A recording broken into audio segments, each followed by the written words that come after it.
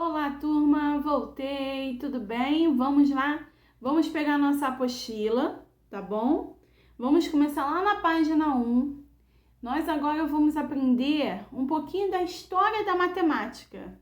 Vamos lá? Todo mundo com a apostila? Eu vou fazer alguns fichamentos e peço a atenção de vocês, tá bom, meus amores? Vamos lá. Eu sei que a luz está refletindo no meu óculos, mas o importante é vocês me ouvirem e compreenderem a matéria. Combinado, meus amores? Professora sem óculos, professora não enxerga. Vamos lá. Lá na página 1 está escrito assim: metodologia de matemática. Vamos aprender um pouquinho? Para começar nosso módulo, gostaria de fazer a seguinte pergunta. Então, turma, eu vou fazer uma pergunta e eu quero, abaixo desse vídeo, a resposta e o conhecimento adquirido por vocês, ok? Vou estar anotando quem é que está participando da nossa aula, combinado? Vamos lá. Vocês já pararam para pensar como a matemática surgiu? Então, a pergunta é: vocês já pararam para pensar como a matemática surgiu? Quero a resposta de vocês. Eu vou explicar, mas eu quero a resposta de vocês. Combinado? Vamos lá? Essa disciplina é muito importante para o dia a dia do homem, ou seja, do ser humano, das pessoas em si. Visto que, se pararmos para analisar a quantidade de atividades diárias que utilizam os números, não caberia no papel, não é verdade? Ou seja, turma, vamos lá. A matemática surgiu como? Para que serve a matemática? É uma receita de bolo. É isso que você vai falar para o seu aluno. Você vai fazer essa pergunta para ele. Se ele conhece a matemática em si. Em receita de bolo, número de casas, valor do dinheiro, ponteiro do relógio, não é verdade? Os números, número de telefone, tudo isso nós utilizamos o que? A matemática. Por isso que ela é importante no nosso dia a dia, na nossa vida pessoal. Continuando.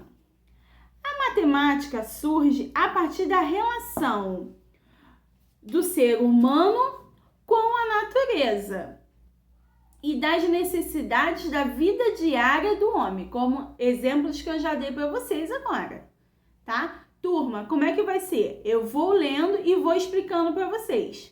Combinado? Vamos lá. Na pré-história, o homem primitivo necessitava de medir a distância entre fontes de água ou para saber se seria capaz de capturar um animal e etc. Posteriormente, a partir do momento que se tornou sedentário, precisou saber a quantidade de alimentos que necessitaria para comer. Também deveria entender como enquanto ocorriam as estações do ano, pois isso significava saber em que época deveria plantar e colher. Vamos por parte. Bom, o homem, ele queria saber as estações do ano, vamos estar aqui, né? Estações do ano, as quantidades de alimento que ele ia precisar, quando que ele precisava plantar para colher.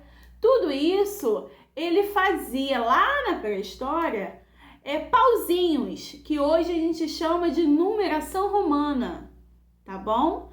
E ali começava a ter desenhos e pauzinhos na caverna onde ele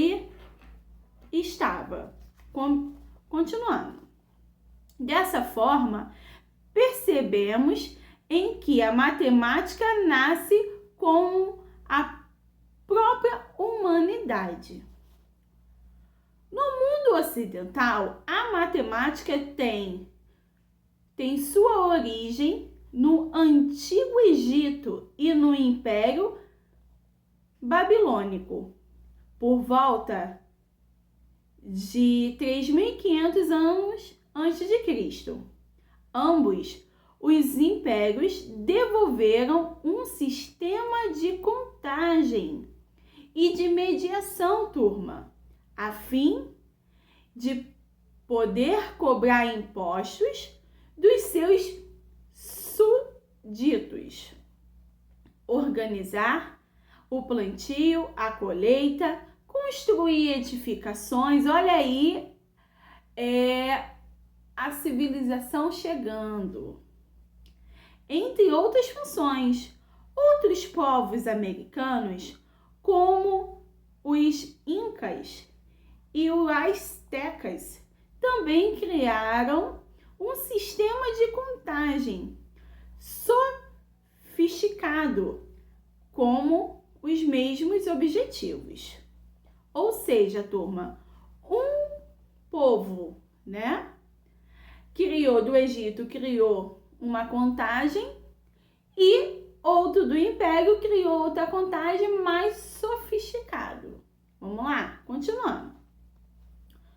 Com a Revolução Industrial e os estabelecimentos do capitalismo, a matemática se desenvolveu de forma, turma, extraordinária. As indústrias e as universidades se tornaram um vasto campo para o estudo de novos teoremas e invenções de todos os tipos. Hoje, podemos dizer que é impossível viver sem os números e os conhecimentos básicos. Quais são os conhecimentos básicos, turma? Vamos lá. Contagem, a numeração, numeração natural, multiplicação, adição, não é verdade? Subtração, dar o troco.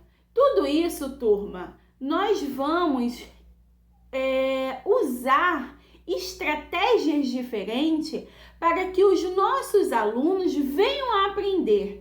Eles vão analisar a numeração antiga com a numeração atual, com a numeração que nós utilizamos até hoje. E vão perceber como foi mudando, como houve a mudança nas numerações, nos números, nas contagens, tá? Agora, turma, continuando, nós vamos falar sobre o PCN. O que é isso, professora? Ai, meu Deus, eu não sei o que é isso. Parâmetro curricular, Parâmetros curriculares nacionais da matemática. Os PCNs, turma, são um para cada matéria, tá? Envolve português, matemática, história, geografia e assim vai. Todas as matérias. Nós vamos falar aqui sobre os PCNs, turma, da matemática. Combinado? Vamos lá? Continuando a nossa aula? Estão gostando? Então vamos lá. Antes de falarmos do componente curricular matemática, vamos conhecer sobre os parâmetros curriculares nacionais e os seus objetivos, tá? Lembrando que PCN tem um para cada matéria, então aqui vamos falar especial em matemática, tá? Vamos lá.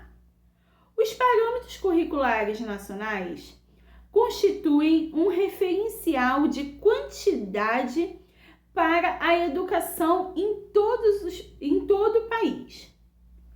Qual é a função desse parâmetro, professora? Vamos aprender. A sua função, turma, é orientar orientar e garantir a coerência dos investimentos no sistema educacional, socializando discussões, pesquisas, recomendações e subsidiando,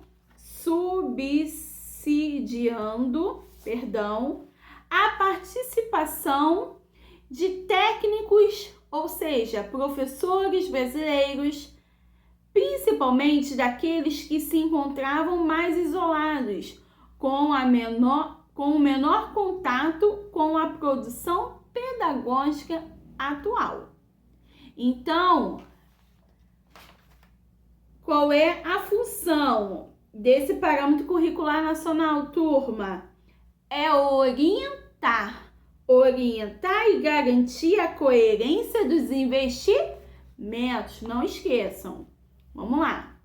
Por sua natureza aberta, configuram uma proposta flexível. Esse documento ele é flexível, viu, turma? A ser concretizada nas decisões regionais, ou seja, de acordo. Por que ele é flexível, professora? Porque nós vamos trabalhar a metodologia de matemática de acordo com a região que a escola está inserida. Combinado? Vamos lá.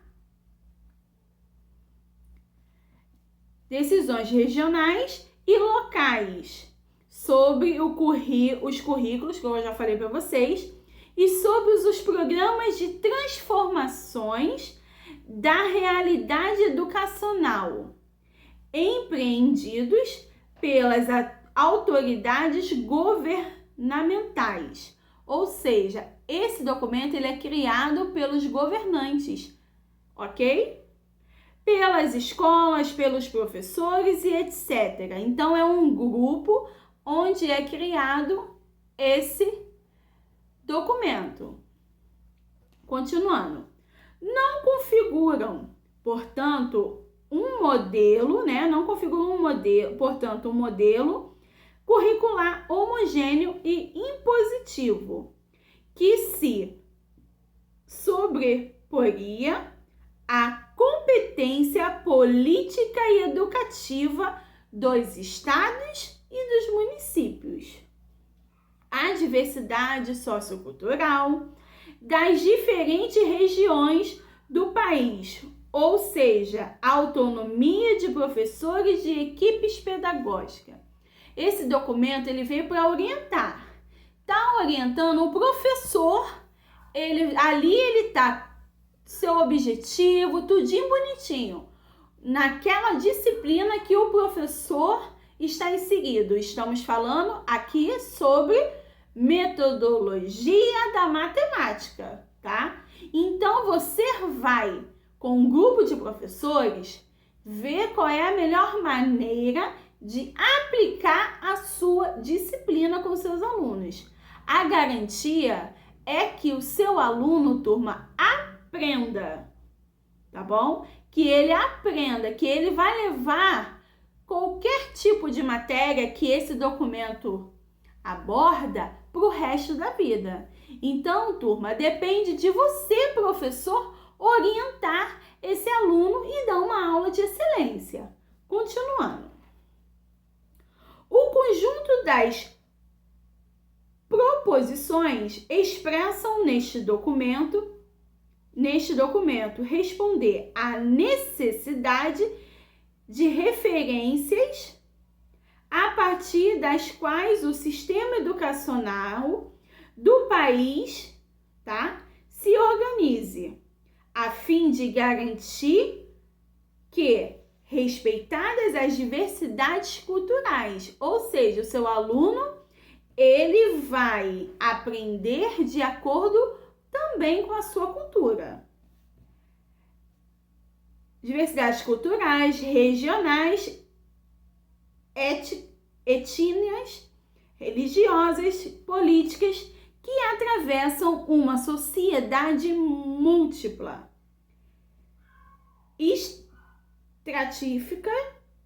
estratificada, e complexa a educação possa atuar diversificadamente, no processo da construção da cidadania.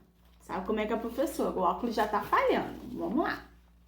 Tendo, turma, como meta ideal uma crescente igualdade de direitos entre os cidadãos, baseado nos princípios democráticos. Como assim, professora? Vamos lá.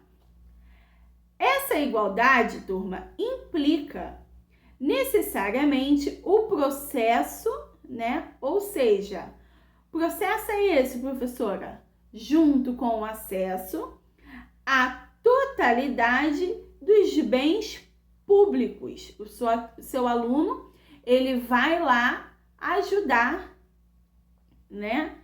a saber o que é certo e o que é errado. Entre os quais o conjunto dos conhecimentos socialmente relevantes. É o que eu falei para vocês, vão aprender o certo e o errado. Continuando. Entretanto, se esses parâmetros curriculares nacionais podem funcionar como elemento catalisador de ações na busca de uma melhoria da qualidade da educação brasileira, de modo algum pretende resolver todos os problemas que afetam a qualidade do ensino-aprendizagem no país que a escola está inserida.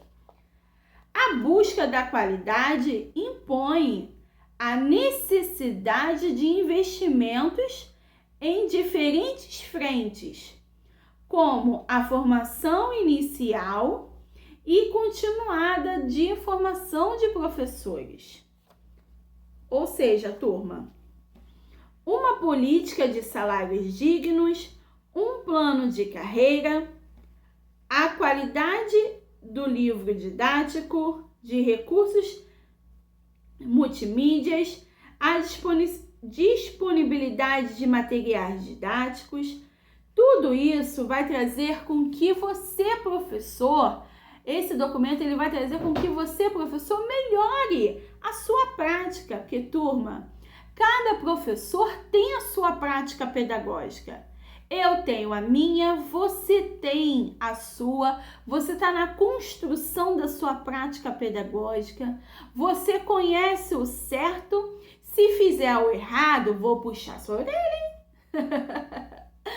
Você sabe o certo, então independente se seu vizinho do lado está fazendo o errado na educação, você não vai fazer o errado. Você vai fazer o certo e a aprendizagem do seu aluno, ela tem que ser prazerosa, desde a educação infantil ao ensino fundamental, séries iniciais.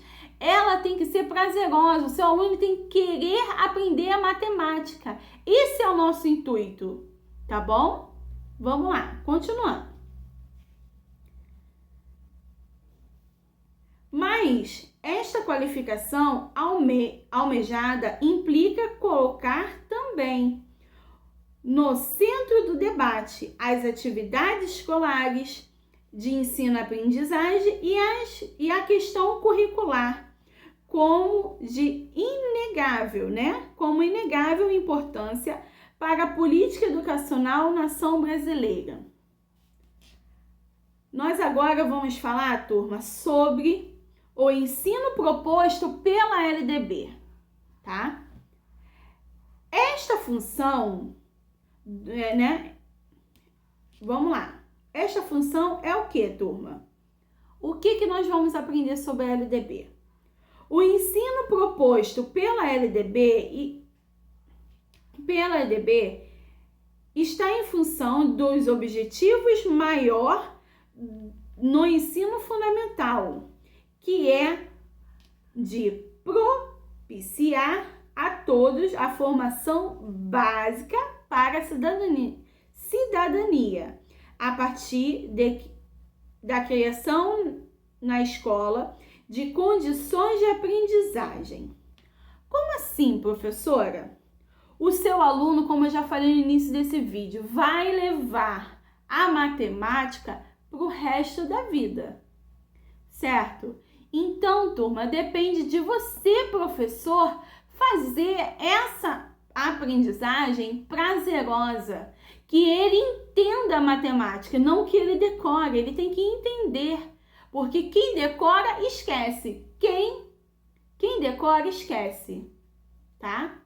E quem entende não vai esquecer, vai ficar guardadinho lá, pode não lembrar no certo momento, mas conforme vai ser a estimulação, né? Vai ter a estimulação através de jogos, de brincadeira, de uma aula bem lúdica, o seu aluno, ele vai ver a importância dessa matemática. Vamos lá. 1. Que condições é essa para a aprendizagem? Ainda na página 2. 1, turma. O desenvolvimento da capacidade de aprender, tendo como meios básicos o pleno domínio da leitura, da escrita e do cálculo. Opa! O meu aluno, ele tem que saber ler, ele tem que saber escrever e ele tem que saber calcular, segundo a LDB. Beleza. Se meu aluno não sabe, eu vou buscar o conhecimento e vou alfabetizar essa criança. E vai saber que eu estou falando dos alunos do fundamental. Na educação infantil, tá, turma? Ela está na construção do conhecimento acadêmico, na construção da aprendizagem. Como eu vou levar essa construção? Folhinha? Não somente. Você vai fazer o inverso, você vai fazer uma aula lúdica, você vai fazer aula com algo concreto, com alguma coisa concreta. Se é cheio, vazio, você vai pegar, você vai encher um pote, exemplo que eu tô dando para vocês.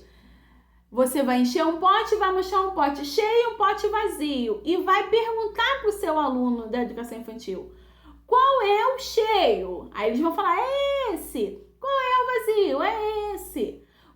A numeração natural. Você vai pegar os números naturais e vai começar a fazer uma festa, a apresentar a numeração natural para essa criança da educação infantil. Já no fundamental, vocês vão usar os recursos que nós utilizamos no nosso trabalho, os temas: ábaco, material dourado, origami, forma geométrica, construção do tangram, e assim vai. A sua aula, quem dá é você, professor, e um professor de excelência que eu sei que vai tirar de letra. Vamos lá, continuando. Segundo tópico da LDB: a compreensão do ambiente natural e social. A criança, ela tem que saber aonde ela está inserida, o que ela vai fazer na sociedade, do sistema político, da tecnologia, das artes e dos valores em que se fundamenta a sociedade. 3. O desenvolvimento da capacidade da aprendizagem, tendo em vista a aquisição dos conhecimentos e das habilidades e a formação de atitudes e valores. Seu aluno, ele tem que saber que se ele comprar uma roupa, vai ter um valor. Ele tem que trabalhar para ganhar um dinheirinho, tá bom? 4. O fortalecimento dos vínculos da família. A família é fundamental nessa aprendizagem da matemática. Dos laços da solidariedade humana e de tolerância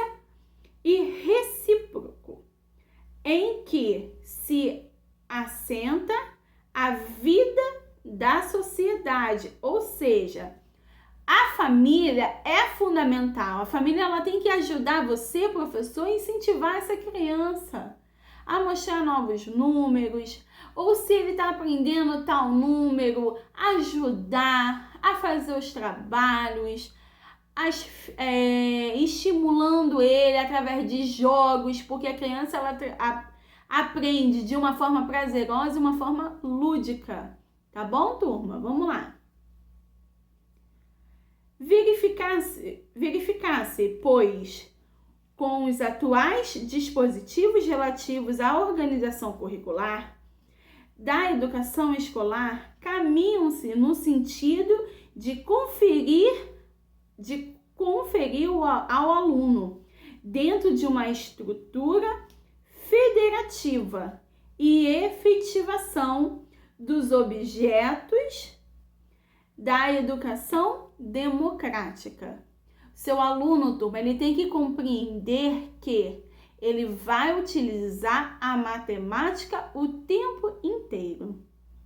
E isso ele só vai ter consciência se você, professor da educação infantil, as séries iniciais, tá? Fundamental 1, ensinar de uma forma prazerosa e lúdica, tá bom?